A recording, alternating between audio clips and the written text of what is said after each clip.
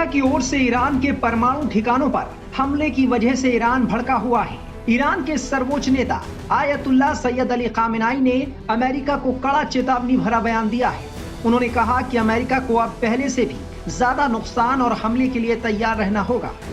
इस बयान को एक साफ धमकी के रूप में देखा जा रहा है, जो संकेत देता है कि ईरान युद्ध को रोकने के पक्ष में नहीं है और किसी भी वक्त अमेरिकी ठिकानों पर जवाबी हमला कर सकता है। बता दें कि अमेरिका ने ईरान के 3 प्रमुख परमाणु ठिकानों फोर्दो, नतांज और इस्फहान पर हमला किया है। अमेरिकी सेना ने इन ठिकानों पर पूरी तैयारी के साथ बम गिराए, जिसपे मुख्य निशाना फोर्दो था। इस बीच उन अटकलों के सच साबित होने का खतरा भी मंडराने लगा है, जिनमें कहा जा रहा है कि ईरान स्ट्रेट ऑफ हॉर्मोज को बंद कर सकता है, जो कि पूरी दुनिया के लिए सबसे महत्वपूर्ण तेल मार्गों में से एक है और इस कदम से दुनिया के सामने बड़ा संकट खड़ा हो सकता है। आइए जानते हैं क्यों जरूरी है हॉर्मोज, और बंद हुआ तो कैसे होगा इसका असर। इजराइल के साथ जंग के बीच ईरान पहले से ही स्ट्रेट ऑफ हॉर्मोज को बंद करने की चेतावनी देता रहा है। अब इजराइल के साथ ही अमेरिका के हमले के बाद यह आशंका बढ़ गई है कि ईरान हॉर्मोज को बंद कर सकता है। बता दें कि ये एक प्रमुख समुद्री तेल मार्ग है जिस पर ईरान का नियंत्रण है और यही एकमात्र वो रास्ता भी है जिससे होकर खाड़ी देशों से तेल की सप्लाई होती है।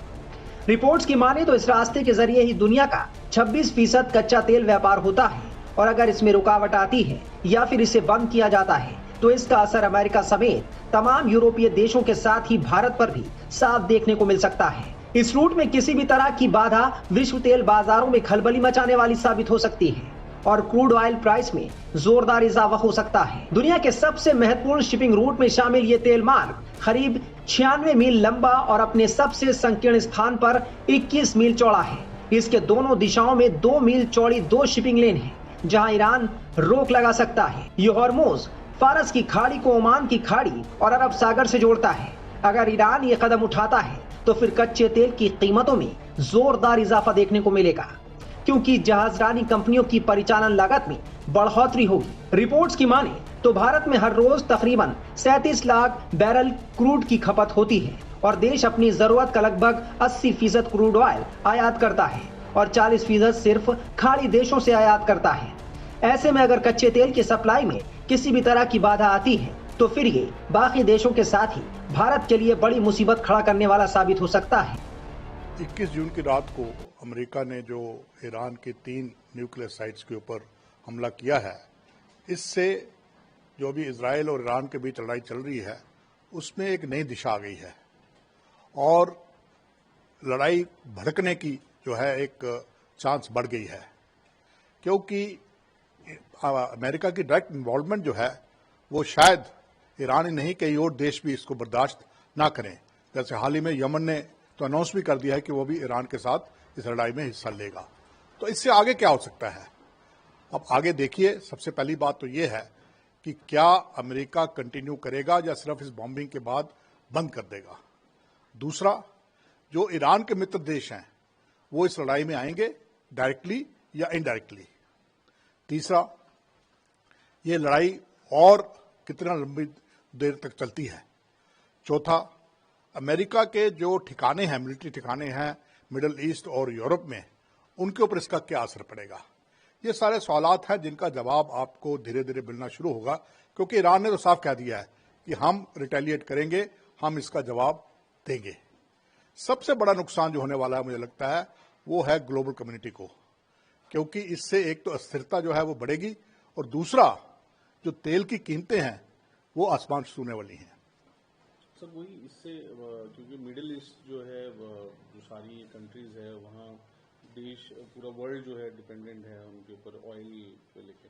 तो अगर ये वॉर बढ़ता है और भी कंट्रीज इसमें ज्वाइन करती है तो कितना पूरा ग्लोबल एक प्रॉब्लम हो जाएगा। देखिए, जैसे मैंने कहा, तेल की कीमतें बढ़ने वाली हैं और अगर खुदा ना खास्ता स्ट्रेट ऑफ हॉर्मुज किसी कारणवश ईरान बंद कर देता है तो फिर तो ये कठिनाई बहुत ही ज्यादा बढ़ने वाली है।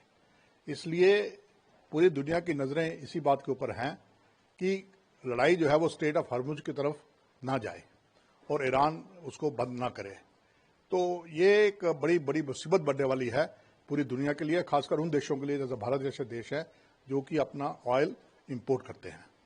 सर वहीं ट्रंप ने जो बोला है एक तरह तो उन्होंने कहा है कि अब पीस होना चाहिए, लेकिन दूसरी तरफ उन्होंने कहा है कि और भी टारगेट्स है जिसको यूएस टारगेट कर सकता है। अभी तो हमने 3 ही किए।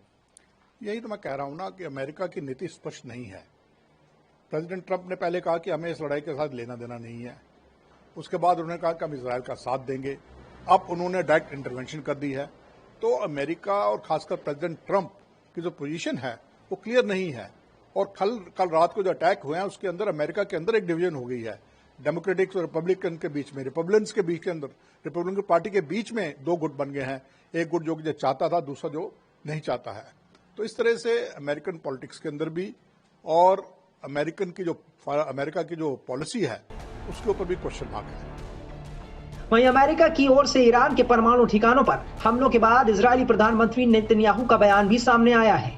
इस कार्रवाई के बाद इजरायली प्रधानमंत्री बेंजामिन नेतन्याहू ने अमेरिका का शुक्रिया अदा किया। नेतन्याहू ने कहा कि अमेरिका वास्तव में बेजोड़ है, इसने वो किया है जो धरती पर कोई दूसरा देश नहीं कर सकता। इतिहास दर्ज करेगा कि राष्ट्रपति ट्रंप ने दुनिया के सबसे खतरनाक शासन, दुनिया के सबसे खतरनाक हथियारों को नकारने के लिए काम किया। वो तो कहेंगे ही, क्योंकि उनका तो स्टेटेड एम ही इस लड़ाई का यही है कि ईरान की न्यूक्लियर फैसिलिटीज को तबाह करना है। तो उनकी तरफ से तो ये कहा जाए, जो शाबाश दी गई है अमेरिका को, वो दुरुस्त है। लेकिन ईरान ने जो कहा है वो भी चौंकाने वाली बात है।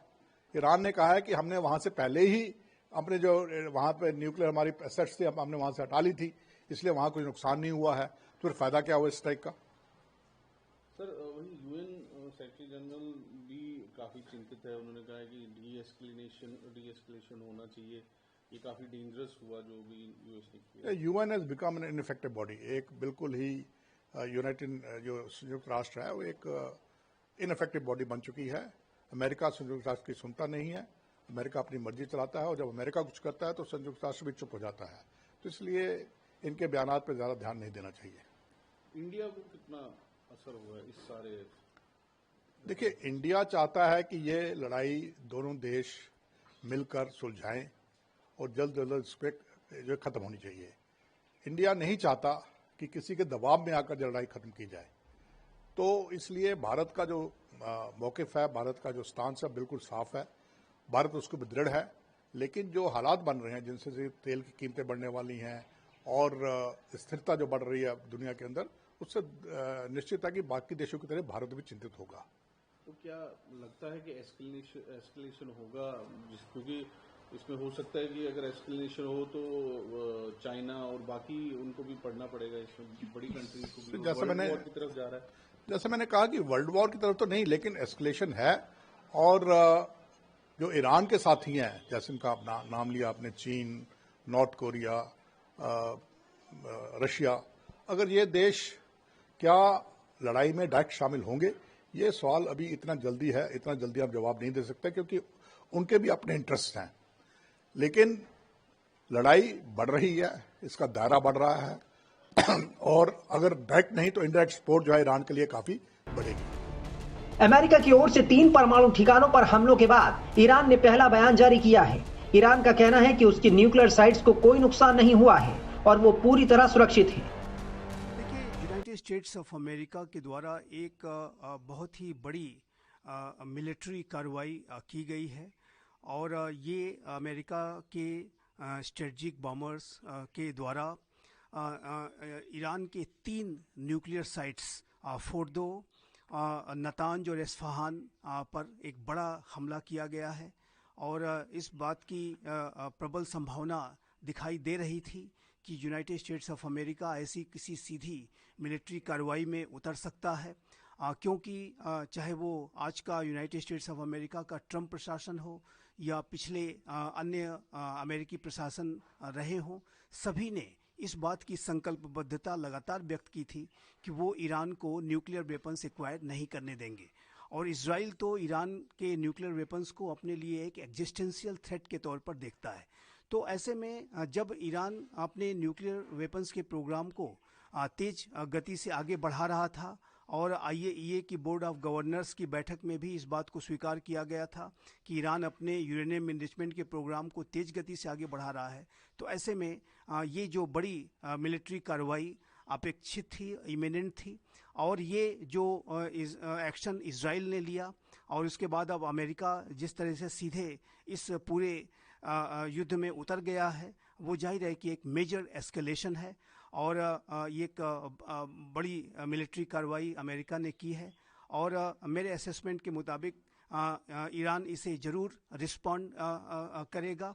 लेकिन जो ईरान को जाहिर है कि इस इजरायली और अमेरिकन एक्शन से एक बहुत ही बड़ा डिवास्टेटिंग ब्लो उसे झेलना पड़ा है, एक उसे विनाशकारी क्षति उठानी पड़ी है और ईरान के जो डीप अंडरग्राउंड जो न्यूक्लियर फैसिलिटीज़ हैं वो इस हमले में बड़े तरीके से उसको क्षति पहुंची है, स्पष्ट है। और वो जो विशेष रूप से जो फोर्डो का जो सबसे महत्वपूर्ण न्यूक्लियर साइट थी, वो ऐसी रिपोर्ट्स हैं कि वो तबाह हुई है और अन्य जो न्यूक्लियर साइट्स चाहे वो नतांज हो चाहे इस्फहान हो, उसको भी अमेरिका ने विनाशकारी क्षति उस पर पहुंचाई है। फिलहाल पूरी दुनिया की नजर अब इस बात पर टिकी है कि अमेरिका की ओर से ईरान के परमाणु ठिकानों पर हमले के बाद अब वो क्या करेगा। क्या वो वार्ता का रास्ता अपनाएगा या फिर ये जंग और भीषण रूप लेगी।